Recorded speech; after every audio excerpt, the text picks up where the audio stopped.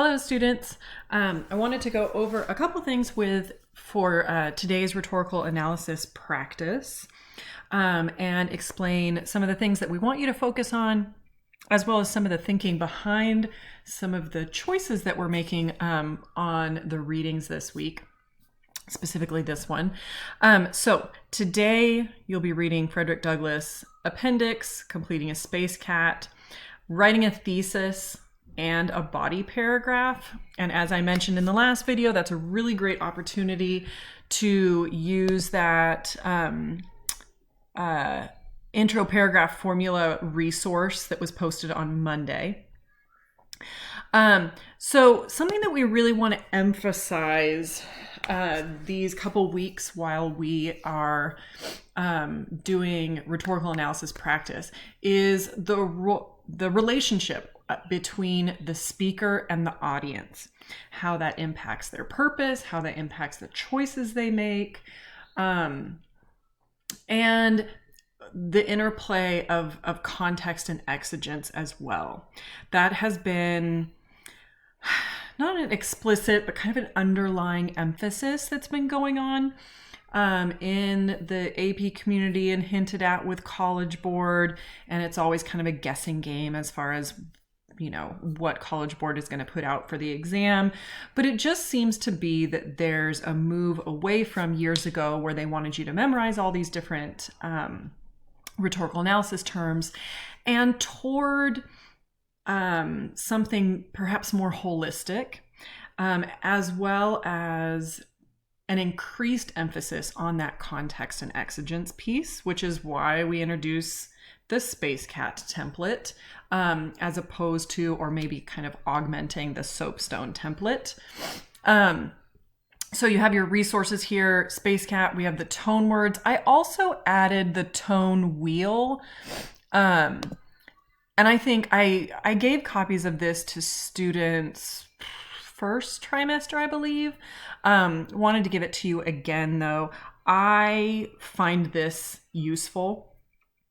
And honestly, if I was sitting to write, this might be a resource that I would have printed out and at hand.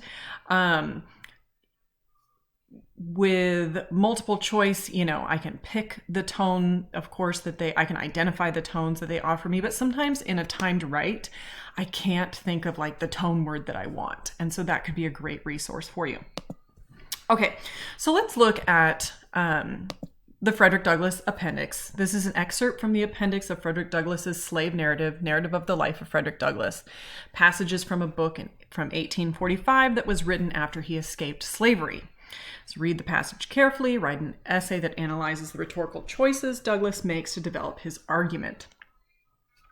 So as I go through this, and I'm not going to go through the entire thing point by point, I just kind of want to highlight some key pieces here. For one, if you're going through the checklist, I identify this as a memoir. I identify the purpose. He establishes his purpose right away. He wants to add an explanation to his book. So to explain or to illustrate is really the purpose. You could say from that checklist to inform, that's fine. The topic is slavery and religion. I'm running through some of these ideas from the checklist. The date is 1845, and what do I know about that period or era? Well, it's antebellum. It's the antebellum period. And what do I know about that? There's some increasing division of the nation and a growing body of Northern abolitionists. So this is a great passage too, because then as you move through that checklist, which again, in practice, I definitely recommend you have that checklist at hand, run through it on your first reading. And just to kind of practice, to get that muscle memory of what you're going to do every time you read a rhetorical analysis piece. This is great too because it's really just broken down into 3 paragraphs. And so that chronological analysis is really laid out for you. How does he open? How is the middle? What is the end? So I wanted to go through a couple things here with your Space Cat. And if you had me last year, we read Narrative of the Life of Frederick Douglass in junior English, and we talked about the appendix and the purpose of the appendix. This is one of those examples that Ms. Holly and I have been talking to you all about. Sometimes the difference between that sophistication point, getting it and not getting it, it can be a lot of different factors. It's never just one thing. It can be your level of writing. It can be your level of analysis. Sometimes that level of analysis comes from having a depth of background knowledge. So if you don't know anything about Frederick Douglass, you're going off of the basics that you know about slavery in America. He's an escaped slave, about some basics of Christian religion in America during that time. But if you do know something about Frederick Douglass, bringing in that background knowledge might help you establish kind of a depth of analysis. So if we look at speaker, we have Frederick Douglass. He's a former slave. He's a famous abolitionist and orator. His personal experience lends credence to the abolitionist movement and was meant to and did inspire Northern abolitionist sympathizers. He wrote and published his memoir while still a fugitive slave. He's also self-taught, which is impressive considering the diction and syntax of this passage. Purpose. He lays out his purpose for the appendix in that first part of the appendix. But if we look at the larger piece too, he's encouraged to write this memoir by white abolitionists and for white abolitionist sympathizers. The appendix appears after he tells the story of his life from birth through his escape from slavery as a young man. And he's reflecting on what he wrote, and he's worried that people will think him anti-Christian because he critiques the Christian slaveholders. This purpose piece also speaks a bit to exigence. So we've talked about that before in class, how these aren't in quite as neat boxes as they appear on the page. There can be some crossover. He writes this appendix to clarify his feelings about so-called Christian slaveholders and how he feels about the Christianity of Christ, as he calls it, what he believes to be true Christianity. He does not want to be misunderstood on this point. So his purpose here, hello Norton antivirus. His purpose here is very much to clarify, explain his feelings on the matter. The audience. Spoken a little bit about this too. So the intended audience are those, of course, who've read the rest of his memoir. You can assume that even if you don't know anything about Frederick Douglass. More specifically, white Northern abolitionist sympathizers. You can kind of infer that if you know something about 1845, the United States, and who's going to be able to afford a book, read a book, have time to read a book, care about a slave narrative. So some of this can be your background knowledge and some of it can kind of be inferred. He sought to inspire them to act on these sympathies in order to end slavery. And he's inspired to, or he's pushed to do that by other abolitionists.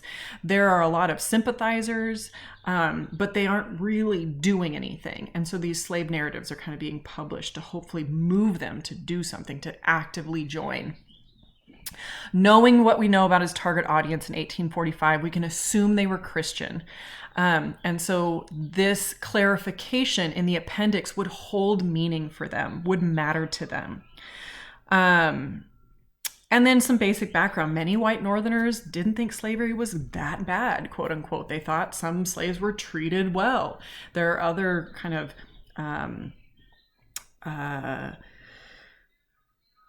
misconceptions. That's the word. There are other misconceptions that he clarifies throughout the book. the context, what's going on. We know it's antebellum United States, that era between the War of 1812 and the start of the Civil War. Abolitionism is gaining ground, and the U.S. is lagging behind Europe in the abolition of slavery. So some of those things are what's happening in the world. And exigence that really speaks to purpose. He's worried that he's going to alienate readers because of his critique of Christian slaveholders. So he writes the appendix to clarify this position on slavery. He wants to maintain that credibility. And he was very much one to want to be heard and want to be understood and not be, misunderstood, not be misconstrued, any of those type of things. Likewise, he's writing this slave narrative as his true experience. So he doesn't want anything to be misunderstood, lest others of his experiences be discredited. Okay. I did have that pulled up. Sorry. Okay. So going through this, and I'm not going to read through it or go through all the choices, but a couple things I want to clarify, He's inspired to write because some people might be unacquainted with his religious views. So he wants to add this explanation. And then he goes on to, really, it's good that we just went over the writing modes because he's very much using some of those writing modes here where he's making a distinction between the two different Christianities as he sees them. He's making a definition of what a slaveholding Christianity is. He's classifying these two religions as he sees them in order to clarify that, hey, I'm not criticizing the Christianity of Christ. I'm criticizing the Christianity of the land, and that means the Christianity of the slaveholding land. And that distinction is very profoundly important to him. He goes on to, highlight the hypocrisy. There's a lot of juxtaposition in this paragraph that you could pay attention to. And kind of closes with illustrating the challenges of critiquing slavery without critiquing Christianity, because in the United States at this time, they are so intimately interwoven. They almost can't be separated, although he feels very strongly that they are two distinct things. So, wanted to go over some of that kind of big picture and background and why we're picking some of these, also why we're picking some 19th century pieces. There is some indication that maybe the passage this year is going to be a 19th century. So giving you some practice there and really emphasizing through the choices that we're giving you for practice, they all have a clear speaker-audience relationship. So make sure you're paying attention to those as you're moving through these. Okay. I've also included a clip to the audiobook if you are interested in listening to this passage. It can be helpful. You don't have to. But on these days, as you are working through the practice, it can be beneficial to kind of take that deep dive, slow down what you're doing, in preparation for those days when you do have the time to write. All right. Have a great one and send me any questions. Hope you all are healthy and hanging in there. See you later.